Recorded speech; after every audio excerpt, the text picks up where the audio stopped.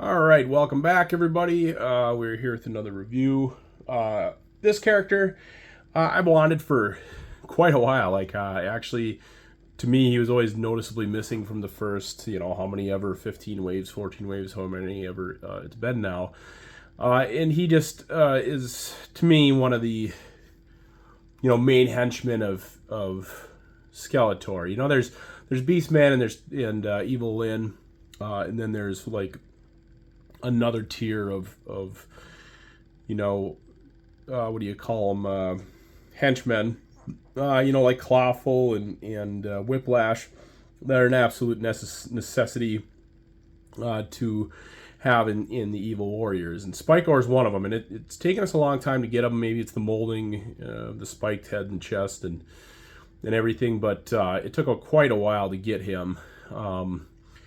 But yeah, we still don't have Too Bad. That I would say, out of all of his Evil Warriors, I think Too Bad's like the only one left really that's like a main, absolute main henchman. If you guys can think of any that I can't think of, go ahead and let me know. But I think Too Bad's just about it. And in the dream, of course, the dream with that is to get a 3-pack with the two separated, the Too Bad separated, and then actually get a Too Bad with it.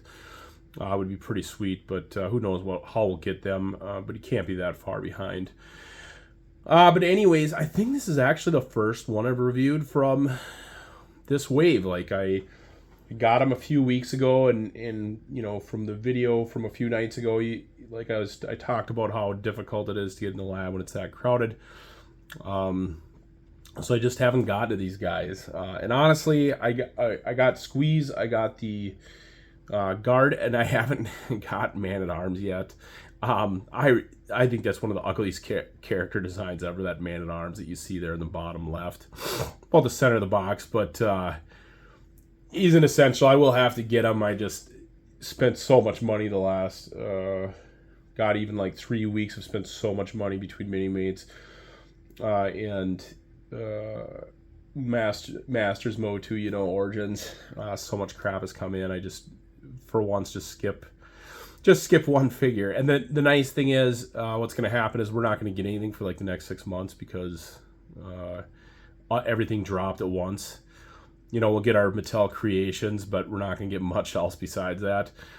So I'll need my fix. I'll need my Motu fix and maybe get another army builder and grab that Man-at-Arms eventually.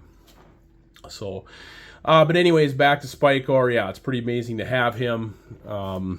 We got that great card art with Rock On and Extendar on the back.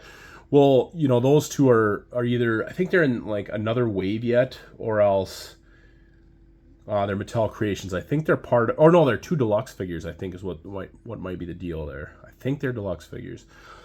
But either way, they're on the way. Like, we've seen the actual figures, images of the actual figures. Who knows when they'll go up for pre-order, but it's exciting to know that those 2 essentials are on the way. Like, those 2 are essential. We still need Rio Blast. Who else do we need besides Rio Blast? The biggest one is, oh God, what's the tornado guy's name? I can't think of it right now.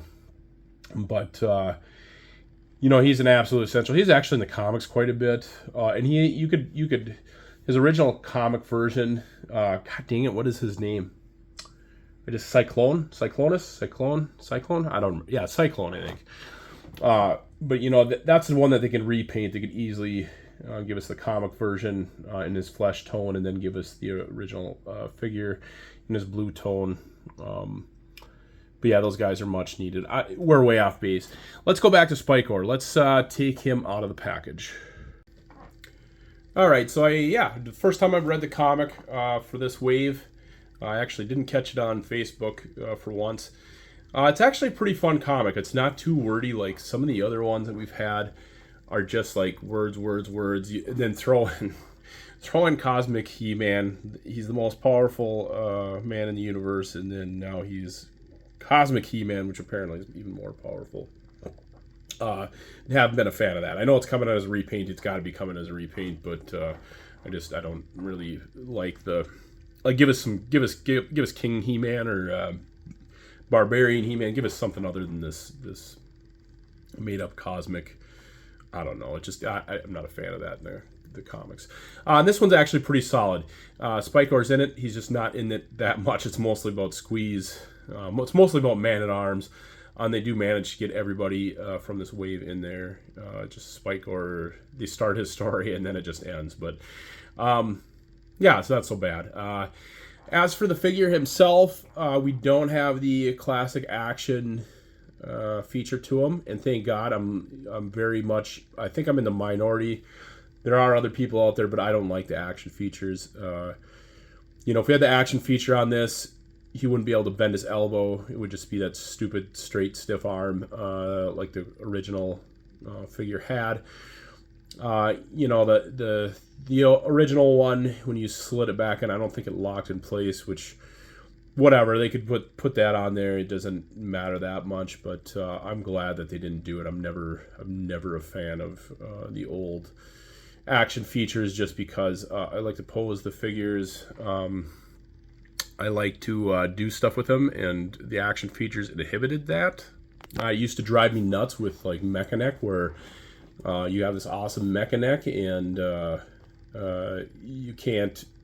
you have to twist his waist to keep his head up. So no matter what, when he's got his head extended, his body's twisted. You can't pose him left or right. Like, I just am not a fan of it. And they've done a really good job of avoiding the action features with the Origins. But the ones that they did throw it in on was Thunder Punch He-Man and Flying Fist He-Man and Terror Skeletor.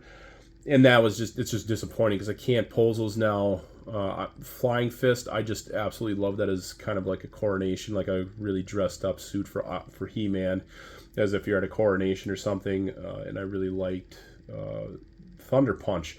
And when you pose a figure that's punching something, you got to twist the waist. You have to. That's the way the body mechanics move, and you can't pose that stiff like that. And there's no way to pull everything apart and refigure it in a normal He-Man body. On Spikor's, like, same thing. We would have a straight arm, just locked in the straight position.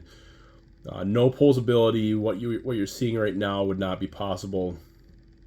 So I am actually very pleased that they went about things the way they did. It's just better for figures all around, in my opinion. I know some guys like to relive their childhood. That's just fine. But posability is what it's about for me. And let's face it, like, Origins just does not have any articulation. Even where you do have hinges, there's no range. Like, there's no range in the hips, there's no range in the knees, there's no range in the arms, and that's fine. We work with what we have, and I'm fine with that. I know what I'm buying, but no reason to make it any worse than it already is. But otherwise, it's great to have another essential. I just got Moss Man. To me, he's an essential, like Squeeze. I could live without Squeeze. I want him as much as possible. But this is like if Mattel closed down tomorrow and we never got a Squeeze, I could live with that. If we never got a Spikor, I can't live with that. Too bad, like I said, too bad needs to be made yet, and so do a few other of the Masters. The Masters, excuse me, I'm sick. A few other Masters need to be made, which I'll keep buying them as long as they keep coming out, and they're as rad as they are, but we do have some essentials to finish yet. So, anyways, guys, now on to taking pictures. Let's get some cool shots together with Spikor.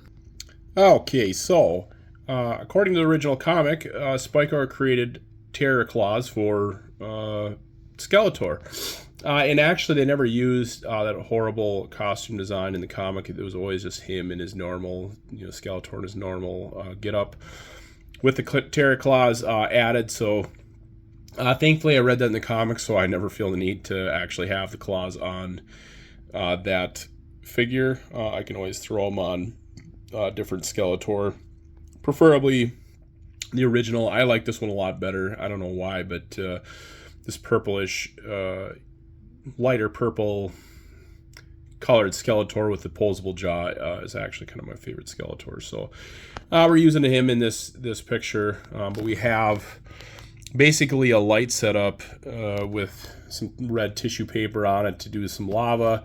And then I wish I had an actual hammer for Spikor, but the closest thing I can find is his normal mace, which doesn't make sense if you think about how you do, metal smithing. Because you wouldn't use a jagged, pointy hammer. It just doesn't make sense. So, but for this, it works. Yeah, that'll be it for this shot. Let's move on to another one. Okay, so this turned out pretty good too. Of course, we got to have Terror Claws Spider. We got to have Skeletor with his Terror Claws. And Spikor looking on as he, cackles or whatever Skeletor does, because he has this new weapon that he thinks he's actually going to defeat He-Man with, but of course won't. But yeah, just kind of admiring his handiwork and seeing that his, boss is happy with the results of this new weapon. So, yeah, turned out pretty good. Keeping the lava, the pit that he makes the claws in, keeping that up as a background piece, and then just kind of filling in the background. Always like throwing the little dragons in here and there, if I can. But yeah, turned out pretty good. Let's do one more shot with Spikor. Okay, our third and final shot. We have Spikor stabbing a guard in the chest with his trident, of course. Threw in Whiplash in the back with another guard. Actually, this may lead into a different picture. This may lead into another figure review coming up soon. Just kind of vaguely mixing it up. I may use the Snake Infiltrator the next shot or whatever, but or the next review. Maybe continue on with this story, actually. But yeah, just kind of finally using that background back there.